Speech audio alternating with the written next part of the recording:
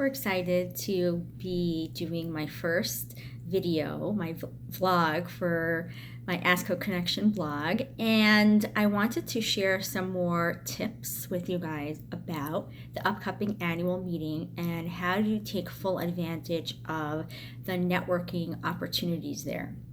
So first, I wanted to share that networking is something that you're automatically going to be doing at the event.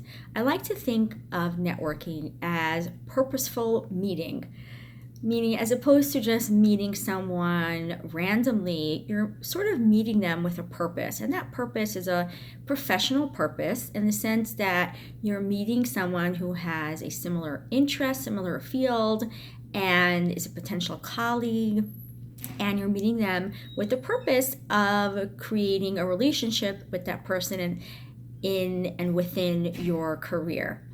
So the first thing to realize is that even if you're an introvert, you can learn how to network well. And actually, the best place to network is at an annual meeting like ASCO's upcoming annual meeting. And the reason is because everyone who's there is pretty much there for the same reason that you are, which is that they're interested in ASCO as an organization, they're interested in cancer care. So automatically you have something in common with pretty much anyone walking around McCormick Place.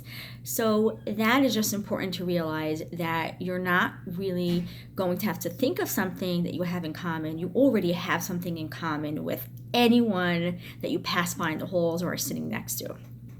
But let's say you're more of an introvert and you don't feel comfortable just introducing yourself to the person sitting next to you, even though you know you already have something in common with them. So what I would recommend is making a list of people that you're interested in meeting and find opportunities to meet them.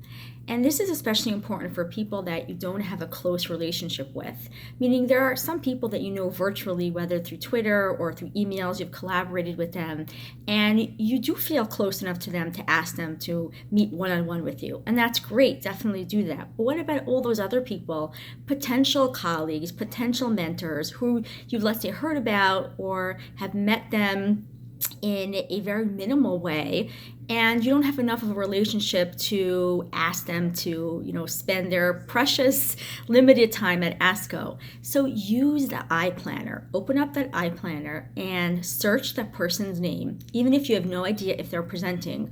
Most people that you're interested in meeting potentially could be speaking or presenting. So search the iPlanner, find those people that you want to meet, see if they are presenting or speaking, and make sure to be there. Put that on your list that I was sharing with you about, that Word document that has your detailed list for yourself of everything you're going to be doing at what time and where. Put those times and places onto your schedule so you know that you're going to be there to meet that person that you've been really wanting to meet. And have something prepared that you want to ask them, discuss with them.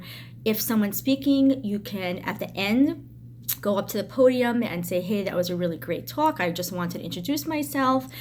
Ask them for their email address, share your email address, ask them a question about their work that you've been wanting to ask them. And when you do this repeatedly, you are networking really, really effectively.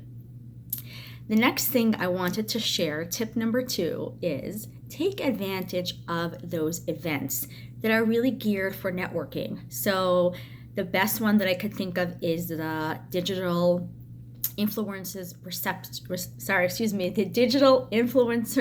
Reception that is going to be on Saturday at the upcoming annual meeting. This was formerly known as the Tweet Up. So if you're not on Twitter, then get on Twitter ASAP and start following people because they'll be there at the reception. And if you already are on Twitter, then you're going to recognize a whole lot of people there. And these events are designed for networking, meaning meeting people. So go there, and if you recognize someone, say, hey, I follow you on Twitter, or I know you from Instagram, or I just want to introduce myself, take a picture, follow each other, tweet at each other, and you are networking. And there's also many other opportunities for networking, not only in the social media realm, but also, the presidential dinner. If you're invited to that, go. There was one year, actually, it was the first year that I was invited, that I had some other commitments, so I couldn't come to the annual meeting for the whole event. But I actually flew to Chicago just for that dinner, because I knew for that reception, because I knew that it was such an incredible opportunity to meet people and touch base with people in person, that I thought it was worthwhile to go, and I was not wrong. So there are many other receptions and dinners that you may be invited to. Those are geared for one-on-one conversations, for meeting people, and those are amazing opportunities to network with people. And the third tip I wanted to share with you is that when you are at an event like the digital influencers reception, or a dinner, or an event hosted by your hospital or organization, if there is someone who you think might be there, ask someone who you know, hey, can you introduce me to so-and-so? You may not have something specific that you want to ask that person, but maybe you want to meet them and you want to let them know that you know some of the people that they know. So that's a really effective way of networking as well, by asking someone that you know, hey, can you introduce me to someone else?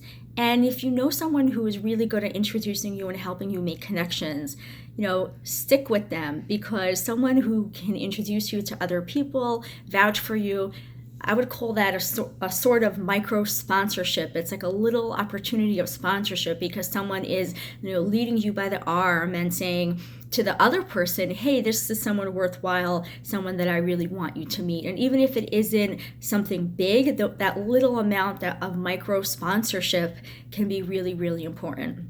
So I hope that my tips are helpful to you. I'll just review them in short. Number 1, make a list of the people you want to meet, find out where they're going to be, and introduce yourself. Number 2, take every opportunity to network, especially events where a lot of people are going to be. And number 3, ask friends and colleagues to introduce you to their friends and colleagues. I hope that everyone has an amazing meeting, and definitely use the time from now until then to plan how you're going to get the most out of it. Have a great day.